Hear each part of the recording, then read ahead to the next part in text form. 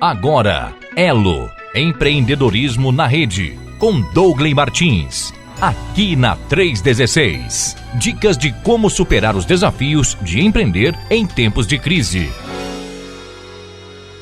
Hoje é terça-feira e terça-feira é dia do nosso Movimento Elo Empreendedorismo Conectado com meu amigo Douglas Martins, que já tá na área. Não é isso, Douglas? Bom dia, querido, tudo bem? Bom dia, Welber, é isso aí, estamos aqui conectados, juntinho com a Rede 316. Amém. Zerado? Zerado, rapaz, estamos aqui. Zerado seria mentira, nós não podemos mentir ao vivo, né? Mas bem recuperado. a caminho de ficar zerado. A caminho de estar zerado, mas não tem jeito, né, Douglas? Pra gente que usa a voz, né, que é o teu caso, que você fica aí numa vida também corrida de palestras e conversas e por aí vai, e é complicado mesmo a gente, porque o correto mesmo seria você ficar pelo menos 15 dias assim, só no linguagem dos surdos, né? Pra poder dar uma descansada. bom se desce, né, Welber? Bom se desce. Não, mas eu tô bem melhor. A faringite cedeu bastante, eu não tenho sentido praticamente nada. Maravilha. Mas ainda os resquícios finais aí. Mas estamos aqui, firme e forte. Vamos com nossa audiência querida, né? Tão bom a gente estar junto aqui de volta. Maravilha. Vamos em frente. Hoje temos um tema bom aí. Opa, com certeza. E como é que tá? Você tá em Curitiba? Tô em Curitiba. Hoje clima bom, céu azul. Temos, apesar de chegando aqui, né? O outono já apontou aqui já há alguns dias. Então temos aquela fase que ainda temos uns dias bonitos de sol, não tão frios, aí de repente aparece um frio do nada, mas estamos rumo, né? Rumo aí a chegar no inverno, no famoso inverno curitibano. Maravilha. Bom, e hoje nós vamos falar sobre, Douglas, riscos, né? Como tomar riscos com segurança, né? Nosso desafio hoje é entender a diferença de tomar risco e correr risco no mundo dos negócios. Maravilha.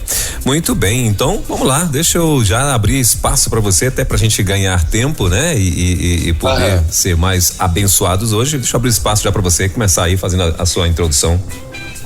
Então vamos lá. Hoje o nosso tema, né, Welber, esse assunto, ele é um assunto interessante e a ser observado, né, pelos nossos empreendedores, porque muitas vezes nós confundimos essa ideia, ou a ideia central de que risco é mal, ou nós acreditamos que risco é mal. E no risco em si não há uma essência, um valor central de que ele seja mal. O risco é uma das coisas que nós precisamos aprender a conviver. Na vida, nós vivemos tomando e correndo riscos todos os dias. Os riscos estão postos na nossa frente sempre. Nós não temos a chance, né, nem a escolha de nos esquivarmos do risco que nós enfrentaremos diariamente. Então, todo dia, quando você dorme ou acorda e vai para a sua agenda diária, você vai se deparar com riscos eminentes, né? Então, vamos imaginar, falando de coisas simples, né? Você está dormindo no meio da noite e, de repente, você resolve que precisa levantar, porque você está tendo a sensação de que a bexiga está cheia, né? Quando nós temos filhos pequenos, nós aprendemos que eles não conseguem administrar esse tipo de risco. E o que acontece naturalmente, se os pais não levantam, pegam os filhos, né, e levam até o banheiro para que eles façam xixi ali num determinado horário da noite, amanhã de manhã a cama vai estar molhada, né? É praticamente uma certeza. Então você às vezes pensa, não, então eu vou mitigar esse risco. Não deixa ele beber água a partir das 7 da noite, e aí começam aquelas estratégias dos pais, né? Nós que somos pais desenvolvemos as diversas estratégias. Alguns pais resolvem adotar a estratégia de deixar o filho dormindo com a fralda descartável até que ele seja capaz de sozinho ir ao banheiro. Essa estratégia desenvolvida, ela impede que o seu filho se desenvolva não só fisiologicamente, mas como emocionalmente mais rápido, né? Porque se ele não aprende que ele durante a noite pode controlar a sua bexiga, né? Ele vai ter ali alguma dificuldade quando mais velho, se não for naturalmente uma questão de doença ou algum problema que precisa ser tratado. Então eu peguei um exemplo simples como esse, de que nós como pais precisamos ali pela meia-noite, 1h da manhã, você levanta seu filho, leva ele no banheiro, ele faz xixi, né? Seu filho ou a filha faz xixi, volta para a cama e amanhã a cama estará sequinha e a noite será uma noite boa de sono. Quando nós entendemos que o risco está inerente às atividades da vida, ou seja, o fato de estar vivo nos remete, né, para um ambiente de risco, nos resta então entender qual é a diferença que eu posso aplicar no meu dia a dia para conviver com essa situação do risco. Então, se eu consigo, primeiro de tudo, identificar que o risco existe, eu estou dando os passos necessários para evitar que o problema, a consequência do risco, se apresente. Então, olhar para o problema, olhar para o risco e entender que ele existe sem negar lá no nosso negócio. Então, migrando aqui do exemplo familiar, doméstico, para o exemplo empresarial, vamos pegar um exemplo financeiro. Você sabe que a sua empresa precisa fazer gestão do fluxo de caixa. O fluxo de caixa, ele é, né, a consequência de entradas e saídas, ou seja, aquilo que você vendeu e vai receber daquilo que você tem que pagar. E eu estou sendo bastante simplista, e aí me perdoem os amigos empreendedores, empresários aí, ou executivos que já estão mais avançados nos conceitos, né, da gestão financeira, mas eu vou dar o exemplo sempre mais simples e você adapta ele aí para sua realidade, né, talvez mais elaborada, mais complexa, mas que vai servir igualzinho. Então, você tem lá, falta nem sobra. Porém, aquele que é um pouquinho mais preparado, que está um pouquinho mais atento aos riscos e que decide trabalhar olhando para esse conjunto de riscos que nos cercam todos os dias, ele vai pensar, ok, eu vou receber esse dinheiro de quais clientes? Do cliente A, B e C. Então, R$50 de um, 30 do outro e 20 do outro. E ele olha e fala, bom, o cliente A nunca atrasa, sempre paga em dia e nunca me deu problema de pagamentos. Então, ok, eu vou tomar o risco de assumir que ele vai pagar em dia mais uma vez. O cliente 2, ele atrasa 2 dias, mas ele sempre paga. E o cliente 3, em geral, atrasa seus pagamentos por 10 dias.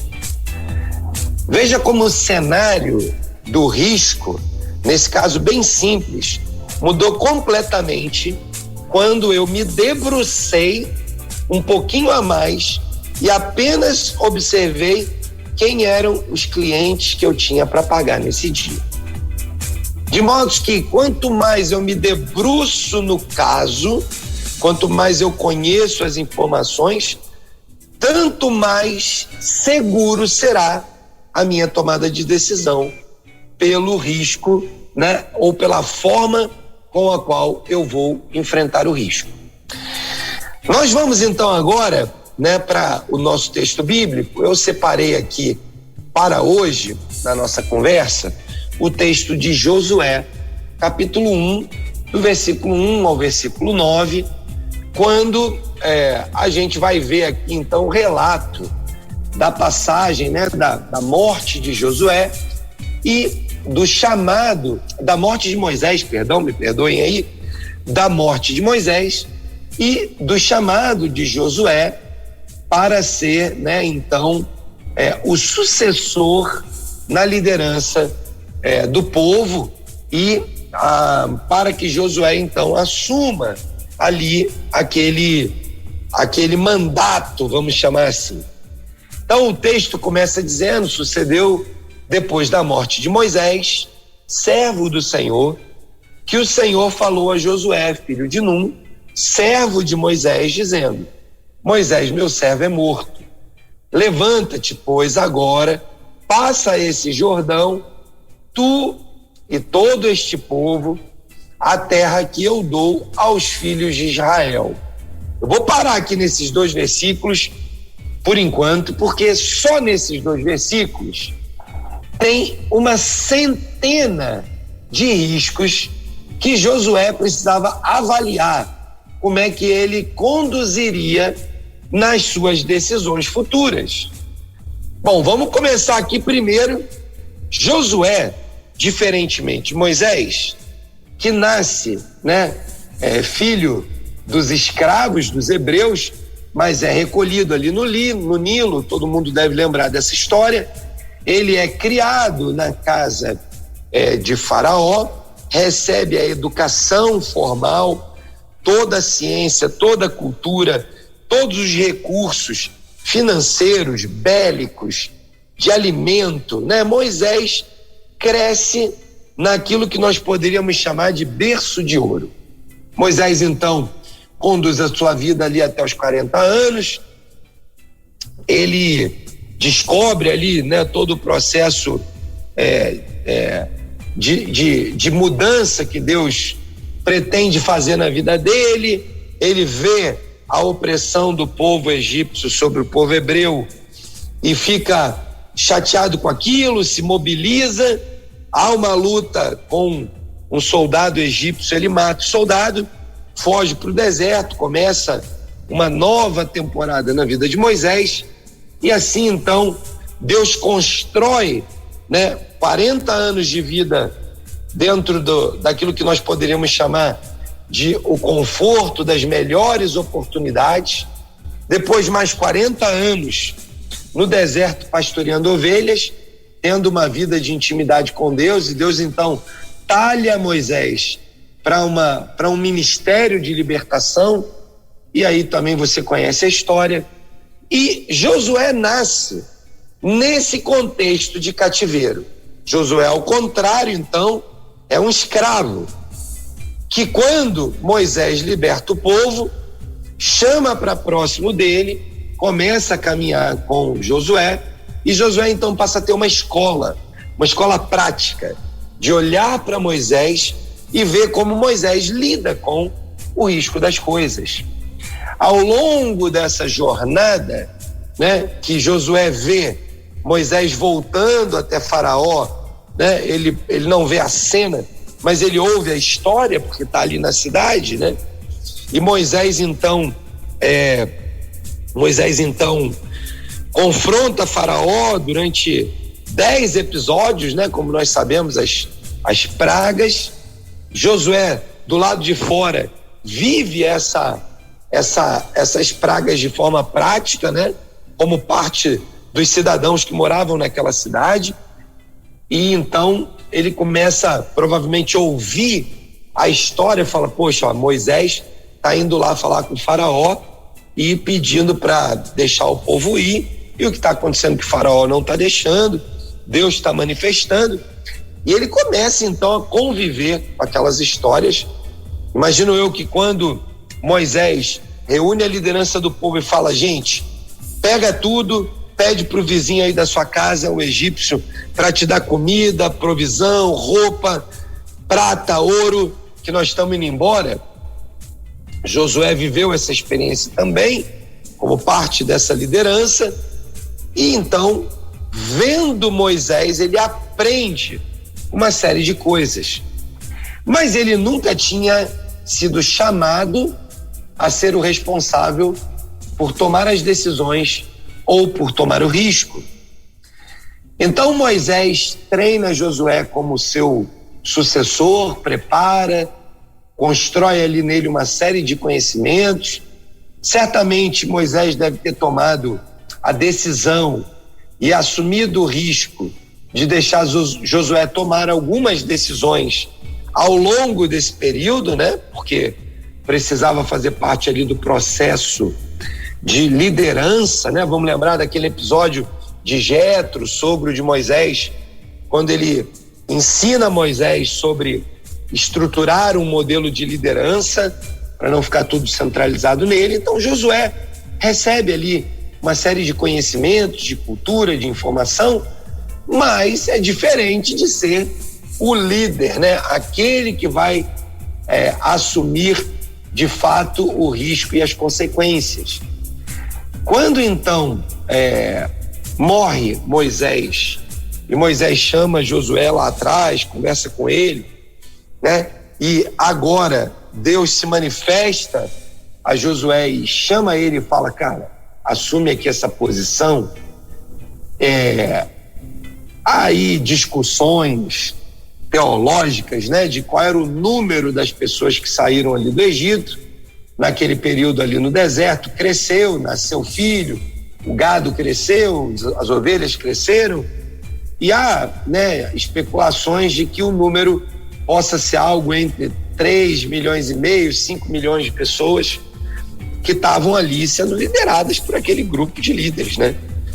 E Josué então recebe a simples missão de Deus de atravessar o Rio Jordão, conquistar a terra prometida, né, e levar esse povo a uma nova fase.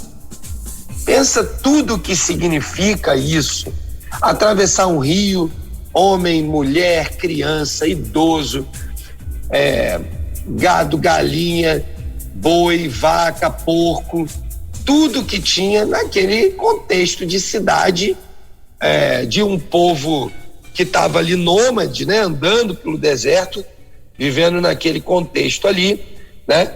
E toda aquela tralha, barraca, madeira, pano. Então pensa na cena, né, que Josué teria que administrar como líder. Então começa ali uma caminhada com uma promessa. Versículo 3, Deus fala para ele: olha, topa aí o desafio e eu vou te dar alguns benefícios. Então, o risco é esse aí: 3.500, 5 milhões de pessoas, gato, papagaio, periquito, boi, cabrito, ovelha, madeira, barraca,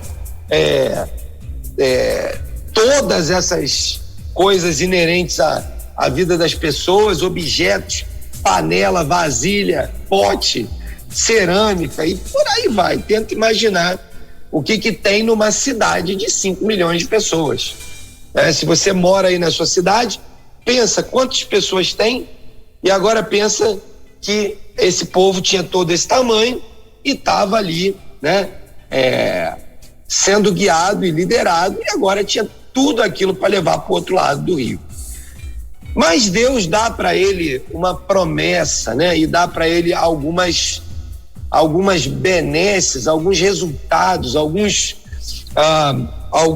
conquistas, caso ele tomasse esse risco e com prudência o administrasse bem. O versículo 3 diz: todo lugar que pisar a planta do vosso pé, vô-lo tenho dado, como eu disse a Moisés. Ou seja, Deus transfere a promessa que fez a Moisés de dar uma grande nação, de dar uma terra, Deus transfere essa promessa para Josué e faz com que Josué, então, receba a visão de futuro, né, daquele risco assumido, daquele risco tomado. E ele começa então ali a descrever. Versículo 4 diz: desde o deserto do Líbano até o grande rio, o rio Eufrates, toda a terra dos heteus, até o grande mar, para o poente do sol, será o vosso termo, a vossa herança. Ninguém te poderá resistir todos os dias da tua vida. Como fui com Moisés, assim serei contigo. Não te deixarei nem te desampararei. Aquele risco gigantesco que Deus colocou diante de Josué, ao convidá-lo para liderar o povo numa conclusão de um projeto que Deus tinha para aquela nação, não era só o desafio do risco e os problemas inerentes a eles. Na realidade, Deus tinha, junto com o risco, uma promessa. Então, uma coisa que eu aprendo no contexto da vida de Josué, nesse texto, trazendo para as nossas vidas empresariais, no contexto da tomada de risco, é que o risco, quando bem conhecido, bem gerenciado, bem administrado, pode nos trazer benefícios e consequências incríveis, como essa que a gente encontra aqui no texto de Josué. Deus está dizendo: Josué, se você assumir esse risco, eu vou te dar a capacidade de lutar e vencer, porque ninguém te poderá resistir todos os dias. Então, enquanto você viver, você vai vencer. Assim como ele foi com Josué, também seria com ele. Deus está falando: olha para Moisés, você acha que eu fui com ele? Você acha que eu cuidei dele? Você acha que eu dei a ele prosperidade, sucesso, vitórias? Então beleza, é assim que eu vou ser com você. O que Deus pode estar fazendo na nossa vida empresarial, muitas vezes, quando nos chama para algum momento, né, alguma tomada de decisão em que a gente precisa assumir e tomar um risco consciente, é que Deus quer transferir para nós a bênção de enfrentar aquela batalha e conquistar vitórias que Ele já ensinou para outros que é possível conquistar. Talvez os nossos Moisés tenham que ser aqueles mentores que nós vamos procurar para conversar como é que a gente passa por uma crise, por uma situação de risco, ou mesmo pelo sucesso. Talvez o nosso Moisés seja a liderança lá na nossa igreja, um líder que nós respeitamos e cremos que tenha a capacidade de nos ouvir para conversar sobre um determinado assunto, e que nós vamos abrir o nosso coração e ele vai nos dizer: olha, eu já passei por isso, fica firme, o Senhor vai te capacitar para te dar essa vitória. Olha aqui, toma umas dicas de como é que eu passei por isso. E então nós precisamos estar atentos ao fato de que há Moisés, há personagens como Moisés na nossa vida, ao nosso redor, nos nossos negócios, fora do nosso negócio, que podem ser inspiração para nossa avaliação quanto ao risco. E para que a gente possa ver, se Deus fez isso ali no passado, Ele pode fazer isso novamente. Então, fica mais interessante, eu posso me tornar talvez um pouco mais corajoso, audacioso, para tomar esse risco e crer que o Senhor vai me capacitar para enfrentá-lo. Ele continua dizendo: esforça-te e tem bom ânimo. Quando eu leio essas duas expressões, esforça-te e tem bom ânimo, a minha tendência é pensar: Deus está dizendo claramente para Josué, cara, vai precisar de esforço, porque senão não precisava de uma palavra de ânimo, de encorajamento, dizendo: esforça-te. E vai ter dia que você vai desanimar, porque senão ele não precisava dizer e tem bom ânimo, né? Então a jornada empreendedora, A jornada do empreendedor que toma os riscos, que entende as necessidades e assume os compromissos, é uma jornada que requer esforço e perseverança. De modo que, se você não se esforça e não persevera, não vai alcançar a vitória que foi prometida anteriormente. Ele continua dizendo que ele vai entregar a ele e ao povo a herança que foi dada através de Moisés, através de Abraão, né? Vamos lembrar lá da promessa abraônica que foi manifestada ao longo do tempo, que foi colocada em marcha através do processo libertador de Moisés e que gerou em Josué, né, o sucessor que cumpriria então aí os últimos passos daquilo que Deus havia prometido aos pais lá em Abraão, Isaque e Jacó. Ele continua dizendo: tão somente parece que, do ponto de vista de Deus, tudo é simples e às vezes aos nossos olhos tudo é complexo. Olha o que o versículo 7 diz: tão somente, ou seja, simples assim. Tão somente é uma expressão que dá a ideia de se foca nisso, não perde tempo com outras coisas. Tão somente esforça-te e tem muito bom ânimo. Pronto, Deus falou: olha, você vai precisar de esforço e você vai precisar de perseverança, mas olha aqui, ó, tão somente faz isso, não perde tanto tempo com outras coisas que tiram a atenção e o foco, e coloca foco naquilo que interessa. Ele vai lá, Deus continua dizendo, né?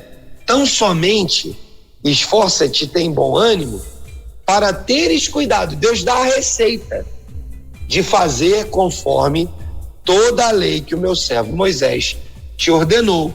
Dela não te desvies nem para a direita, nem para a esquerda. Foco, né? Não se desvia nem para a direita, nem para a esquerda. Significa, olha para o alvo e vai em frente, para que prudentemente te conduza por onde andares. Esse versículo 7 me faz pensar naquilo que normalmente a gente traçou, né, como planejamento estratégico, como objetivos para o nosso negócio. E não é incomum que o empreendedor se depare com oportunidades no meio do seu dia a dia, que ele acaba se desviando, né? Desviando a atenção, desviando o foco e com isso perdendo o rumo da condução dos seus negócios. No fundo, o que Deus está dizendo para Josué, cara, fica focado, pega esse livro da lei, medita nela de dia e de noite, pega a palavra de Deus, pega os ensinamentos, medita nela de dia e de noite e fica focado, se esforce e tem bom ânimo. Não temas, não se espante, versículo 9, porque o Senhor, o teu Deus, é contigo por onde quer que andares. E eu vou, né, aqui indo para o final aqui dessa nossa introdução, desse tempo de reflexão, né, de que a palavra de Deus pode nos inspirar para que a gente tome, né, todo o cuidado e ao mesmo tempo todo o foco para poder fazer as escolhas quanto ao risco. Eu quero lembrar para cada um de nós isso que a gente acabou de olhar, né? Moisés, que eu comentei aqui um pouco antes, Moisés foi um homem super preparado. Era fácil dizer tudo isso aí sobre Moisés. Moisés foi um cara super bem preparado. Mas a gente não pode esquecer que esse preparo de Moisés não foi a única coisa que deu a ele a capacidade para tomar os riscos. Ele recebe lá no palácio toda a instrução, toda a ordem, né? Todo o treinamento, toda a capacitação, regalias de príncipe, ferramentas disponíveis, mas não foi a única coisa que ele recebeu. Ele também recebeu inspiração de Deus. Josué, ao contrário de Moisés, não teve a mesma sorte, entre aspas, né? Ele sai daquela condição de escravo que a gente falou e passa a ser seguidor de Moisés, aprende com ele, como a gente também já falou. No mundo dos negócios, na maioria das vezes, nós não temos todas as informações para fazer as escolhas, as melhores escolhas. Mas Deus, né, lembrando aqui do complemento, principal suprimento que Moisés recebeu, que foi a presença de Deus e o mover de Deus na sua vida, né? Deus tem o que é mais importante, e isso foi o que fez diferença na vida de Moisés e Josué. De modo que eu e você, como empreendedores desse tempo, podemos adquirir, obviamente, todos os conhecimentos como Moisés adquiriu, podemos ser práticos, podemos conduzir os nossos negócios de forma prática como Josué desenvolveu e conduziu, mas o que nós não podemos abrir mão é de nos submetermos à direção de Deus, à instrução de Deus e à clareza do que Deus quer e espera dos nossos negócios, para que a gente então possa tomar esses riscos. Nesse caso, com a segurança, né, que não tem nada a ver com o nosso conhecimento.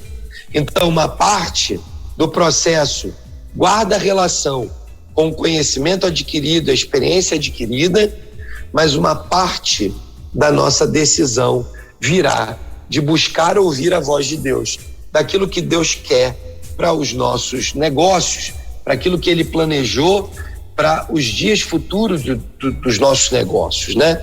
Então, esteja com o ouvido atento o tempo todo, não perca, não saia debaixo da dependência do Deus vivo. Mente e coração atentos são aquilo que fazem com que Deus esteja liberado, né, para que Ele possa falar, ministrar e a gente possa ouvir e aplicar. E assim nós vamos tomar ou poder tomar a decisão de escolher tomar os riscos que são impostos ou nos são apresentados, ou simplesmente entrar no dilema de correr o risco. E aí, na próxima parte aqui, quando a gente estiver falando das nossas perguntas e respostas, Welber, aí eu quero fazer esse trocadilho e explicar um pouquinho a diferença entre tomar risco e correr risco. Vamos lá para esse tempo em que a gente pode conversar um pouco sobre as perguntas dos nossos ouvintes aí. Maravilha, então tá aí, ó, tomando riscos com segurança, esse é o tema de hoje do nosso empreendedorismo conectado, movimento Elo aqui com Dongley Martins. Se você quiser inclusive fazer perguntas, né, estamos ao vivo, claro, e você pode enviar a tua pergunta e aproveitar aí a oportunidade. E no tocante já em questão a perguntas, Dongley, antes de eu partir para as perguntas que eu já tenho aqui, chegou uma pergunta de uma ouvinte e ela pediu para que fizesse para você, então eu vou passar aqui. A pergunta é a seguinte: a simples chamada, né, e ela botou entre aspas, dona de casa, também precisa ser uma boa administradora dos bens financeiros, salário do marido e o dela, caso ela trabalhe também. Aí ela está perguntando qual a dica que você daria a essas pessoas. Cara, que excelente, né? A gente às vezes aqui pensa que só está falando com empreendedores, né? Uhum. Mas se você é dona de casa, né? Você tem um empreendimento gigantesco a fazer, que é edificar a sua casa.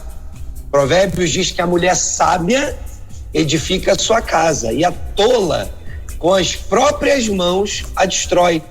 Então, a dica é exatamente a mesma que nós estamos conversando aqui há semanas. Uma simples, que eu não considero assim, porque eu tive o privilégio de crescer numa casa, né? Minha mãe foi uma empreendedora tanto do lar quanto dos negócios, né? A minha mãe, para ter tempo de criar os filhos, ela vendia roupa de dentro de casa, né? ela tinha as suas clientes, as clientes iam na nossa casa, ela ia na casa das clientes, mas ela tinha a missão de criar os filhos e fez isso com excelência. Eu louvo a Deus pela vida da minha mãe. Ela não está mais aqui conosco, está na glória com o Senhor, né?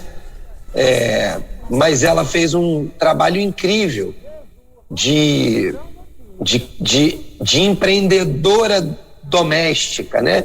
Empreendedora do lar. Ela administrou tão bem os recursos dela, né? Nos empreendimentos lá da venda das roupas, do Tupperware, tantas coisas que ela inventou ali, né? Como os recursos que meu pai trazia para casa. Meu pai foi militar, então ele recebia lá o salário dele e levava para casa, e aquilo fazia parte de um fundo único, né, familiar. Aprendi na minha casa isso, né, o fundo único familiar, e minha mãe fazia gestão ali, comprando bem as compras do mês, não desperdiçando compras, comprando bem as roupas dos filhos, gerenciando os passeios e os recursos, né?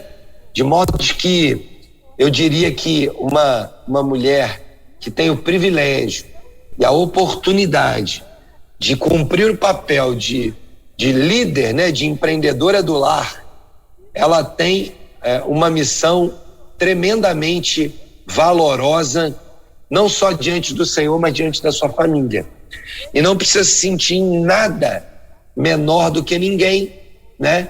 E eu aí posso dar, né, como falei aqui do exemplo da minha mãe, dicas, e particularmente hoje na era da tecnologia, eu conheço várias mães, várias mulheres que decidiram abrir mão de uma carreira pública, uma carreira proeminente executiva dentro da empresa de alguém, e decidiram empreender a partir da sua casa. Então, vários aplicativos em que você pode, por exemplo, fazer bolo e vender, fazer pão e vender, comprar roupa e vender. E você pode fazer N atividades a partir da sua casa.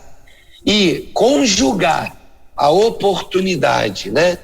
E aqui já trazendo de volta para o nosso tema, né, Welber? Tomar o risco de abrir mão de um emprego com um salário mensal para assumir a responsabilidade e o risco de ser empreendedora na sua casa. Eu creio que essas coisas combinam perfeitamente e permitem que você cumpra duas missões incríveis: a de edificar a sua casa e a de empreender e ser exemplo para os seus filhos. Chegou uma outra pergunta aqui, meu irmão. Tem uma outra ouvinte, né? Que agora começou a chegar a pergunta aqui, irmão. Atenção, vamos pra cima. Se não der pra responder todas, Welber, depois você me manda no WhatsApp. Sim. E aí eu respondo para o pessoal lá no WhatsApp. Não, tranquilo. A nossa querida tá querendo saber o seguinte: tenho casas de aluguel e não tenho controle nos meus recebimentos, uma vez que não recebo todos na mesma data, e ela disse que ela fica perdida. Aí ela tá perguntando qual dica que você daria para ela tentar administrar isso aí de uma forma mais eficiente, né?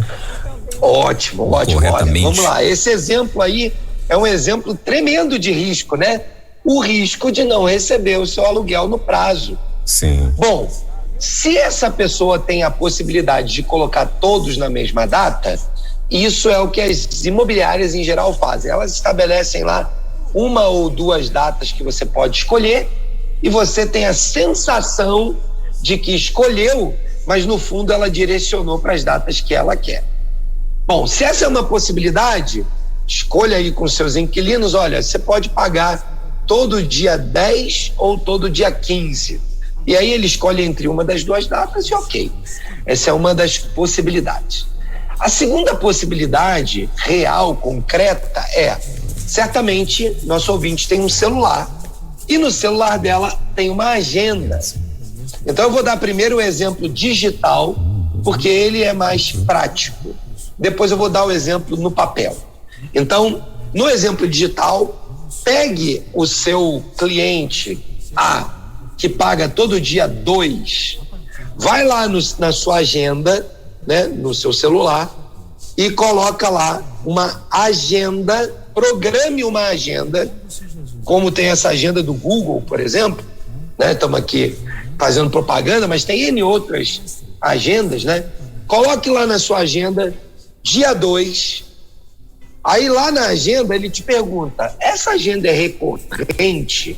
Ou seja, ela acontece todos os meses? Ou todas as semanas? E você vai lá, bota sim, ela é recorrente. E você coloca a data final, porque quando você diz que é recorrente, a agenda te dá a possibilidade de colocar uma data para você colocar. Ela é recorrente até, e aí você pega o contrato desse seu inquilino, vamos supor que seja 12 meses. Você coloca, suponhamos que seja abril, você vai botar você fez o contrato agora em abril, dia 2 de maio, primeira agenda. É recorrente? Sim.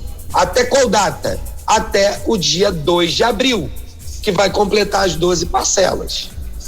E você salva e a sua agenda vai trabalhar para você, lembrando que o Dongley, inquilino, no dia 2 de maio, tem que pagar o valor de tanto na mensalidade. Então você pode pegar naquela, quando a agenda lembrar você no seu celular, você pega o telefone e liga lá pro seu inquilino, né? Então essa é a forma tecnológica. A outra forma é você pegar aí em algum lugar na sua casa, pega um calendário desses que a gente ganha todo ano e coloca ele ali num lugar visível, e lá no dia 2 você vai lá e escreve cobrar aluguel do Dongley. E aí no dia 2 você vai olhar ali o calendário. O que você precisa fazer? Ter a disciplina de todo dia de manhã, antes de tomar o café, criar a rotina de ir lá no calendário e olhar. Hoje tem alguém que eu devo olhar? Tem. Ok, então eu vou lá e organizo minha agenda naquele dia, né? E aí nós poderíamos avançar para um nível um pouquinho mais empreendedor organizado, né?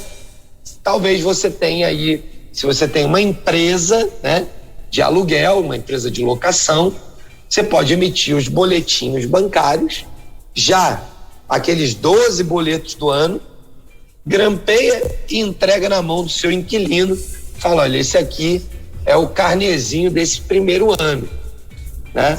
Ah, mas eu tenho outras taxas que eu tenho que cobrar. Emite o boletim todo mês, então, não tem problema.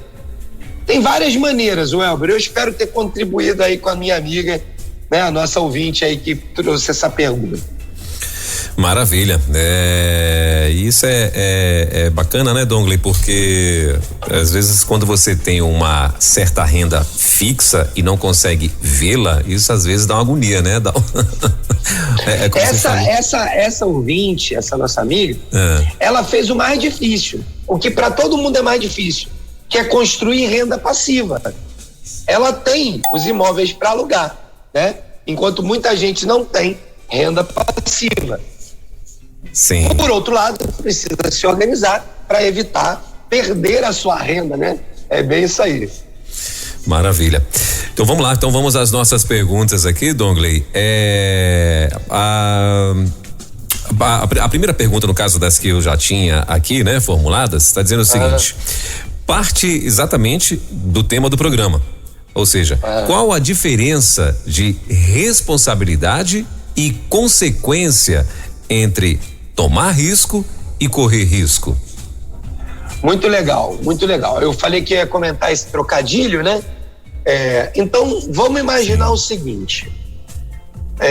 Vamos primeiro para as explicações do tomar risco e correr risco, depois a gente coloca a responsabilidade e consequência.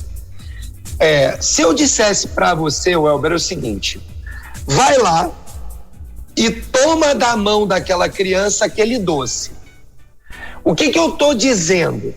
Eu estou dizendo que você tem uma ação consciente e consistente a fazer. Vai lá e toma o doce da mão daquela criança. Então, o verbo tomar ele traz em si a ideia de uma ação proposital.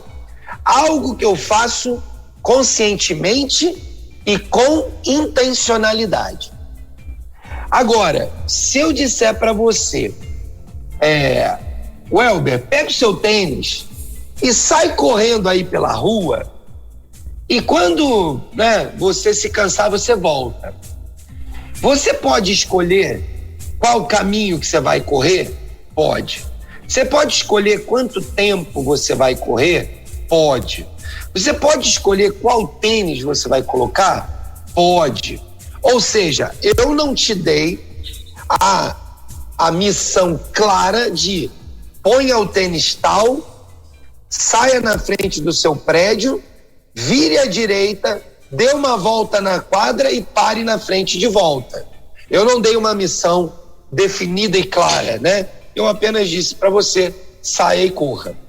Então a diferença entre uma expressão e a outra é que quando eu digo que eu estou tomando risco, eu estou dizendo que eu estou assumindo uma postura de controle sobre o risco.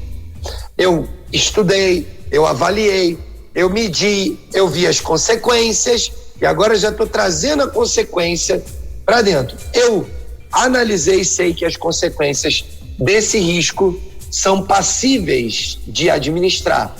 Então eu vou lá e tomo com as minhas mãos aquele risco. E faço isso por quê? Porque com responsabilidade eu avaliei aquela circunstância. Quando eu vou para outra expressão, que é o contrário de tomar o risco, e eu então corro o risco, é mais ou menos semelhante ao exemplo que eu dei da corrida, do calçado, da hora, da direção, do local. É como se você tivesse sido pego de surpresa, aquele risco bateu na sua porta e você tomou uma decisão sem pensar nas consequências de forma irresponsável. Então, tomar risco é algo feito com responsabilidade e medindo as consequências. Correr risco é algo feito com imprudência, sem a possibilidade de imaginar as consequências daquilo. Vamos dar um exemplo no mundo empresarial.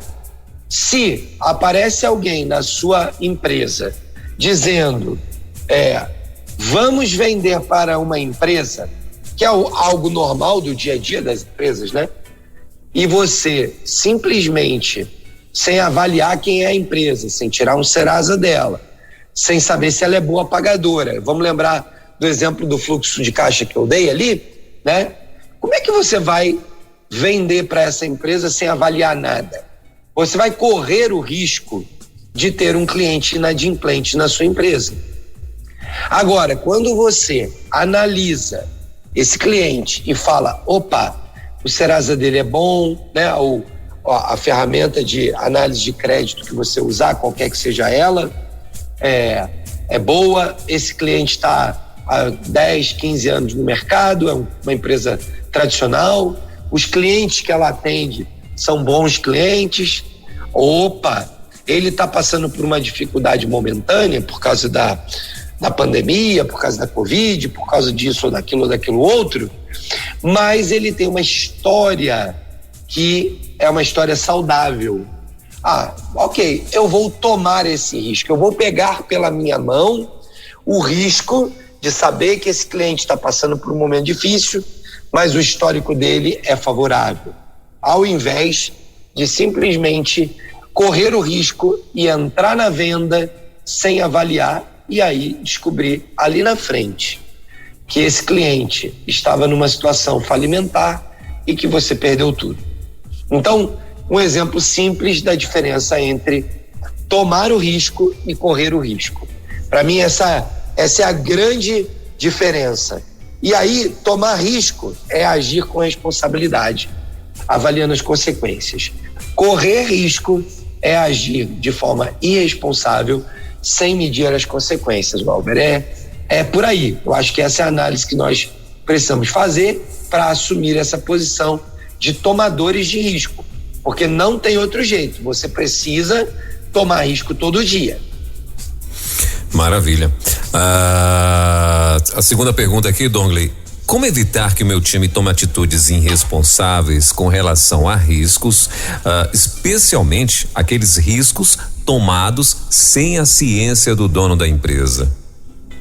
Muito legal. Acho que a primeira coisa que um empresário deveria fazer deveria ser sentar com esses liderados, né, com essa equipe que ele lidera, e ou escutar novamente aqui o nosso programa de hoje, né, ou pelo menos explicar para essas pessoas a diferença entre tomar risco e correr risco. Quando a gente investe orientando, treinando os nossos times, a gente consegue explicar para eles essa diferença e dizer para eles com clareza, através das nossas políticas internas, através dos valores da empresa, através de orientação e conselhos, aquilo que ele deve escolher baseado em uma atitude responsável, né? Então, quando eu dou para ele todas essas condições e eu monitoro através de uma agenda semanal, né, de reuniões com meus liderados, eu explico para eles a importância, né, de a gente debater sobre essas decisões tomadas para que eles continuem crescendo e tenham ainda mais autonomia dia após dia após dia. Quando eu faço isso, eu invisto tempo nisso, eu elimino o risco de que 100% das decisões sejam irresponsáveis ou inconsequentes. Óbvio que no mundo real, na vida real, não existe risco zero. Isso é uma impossibilidade. Então, treinar, qualificar, orientar, acompanhar, né, monitorar, são todas iniciativas que um empreendedor, um empresário, precisa tomar regularmente, semanalmente, mensalmente, conforme a necessidade, para garantir que sua equipe esteja aprendendo com ele quais são, né, os tipos de risco que a empresa está disposta a tomar e quais aqueles que ela não está disposta a tomar. Entendeu, Elber?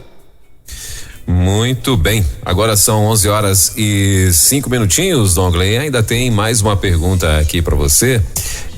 Considerando que estamos falando para empreendedores cristãos, qual o papel da oração na gestão do risco de um negócio? E tem mais, a pergunta aqui está se referindo inclusive a riscos externos, como assaltos, por exemplo. Beleza, vamos lá. Eu acho que como cristãos a gente nunca vai poder se apartar da oração. A oração é o combustível diário da vida do cristão, né?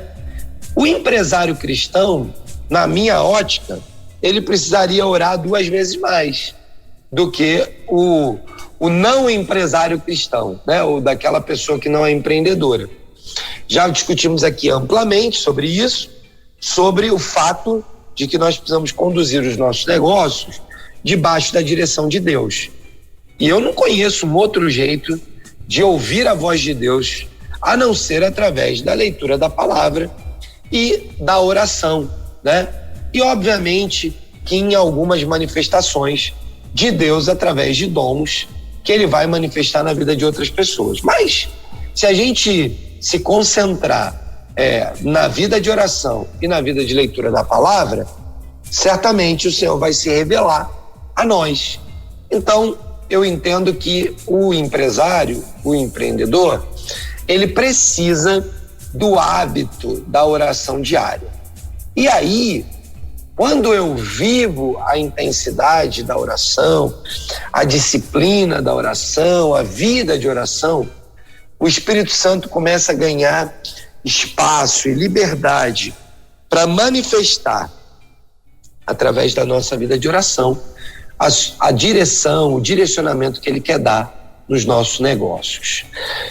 Talvez a melhor dica aqui seja, quando você ora, você separa um tempo diante de Deus, sem falar nada, para ouvir o que Deus está falando através da manifestação do Espírito Santo? Porque o que acontece em geral, Elber, é que a gente vai encontrar pessoas que só oram por necessidades. Então ela abre a boca e ela fala e esquece que a vida com Deus é um relacionamento. E um diálogo, ele é composto por emissor e receptor. E ora um é emissor e ora o outro é emissor. Então nós precisamos separar tempo no nosso tempo de oração para ouvir o Espírito Santo falar ao nosso coração. E talvez você tenha que fazer nessas horas perguntas objetivas, né? Por exemplo, Senhor, eu tenho uma empresa que trabalha aqui com dinheiro, né? A gente pega aqui dinheiro, sou um comerciante. Que tipo de cuidado eu posso tomar, além dos que eu já tomo, que o Senhor já está vendo, né? E que eu poderia tomar para evitar o risco de ser assaltado? E deixa um tempo para o Espírito Santo falar ao seu coração. Talvez naquele momento ele vai te falar uma outra coisa, mas se todos os dias você desenvolve o hábito de orar, de colocar diante de Deus as suas necessidades e também de deixar um espaço em que você ouve a voz de Deus, com isso você vai desenvolver a habilidade de escutar. A gente ganhou 2 ouvidos e uma boca para escutar mais do que fala. Só que nós, na nossa prática diária, parecemos que temos 10 bocas e um ouvido. Então, diante de Deus, a gente também precisa dessa dinâmica de ouvir mais e de falar e de ouvir e de dar espaço. Faça momentos no meio das suas orações em que você coloca uma petição diante de Deus e para um pouco e ouve, silêncio diante de Deus. Não tem um versículo que diz: aquietai-vos e sabei que eu sou Deus? Às vezes a gente perde de vista que a relação com Deus é uma relação pessoal e a gente entra naquela rotina de só falar e terminar a nossa oração e entrar na rotina. Visto um tempo diante de Deus, eu acho que a dica para essa pergunta é: gaste um tempo ouvindo o que Deus quer falar. Submeta a Ele as suas preocupações, os riscos, né? Submeta a Ele as angústias do coração, mas dê um tempo para Ele falar.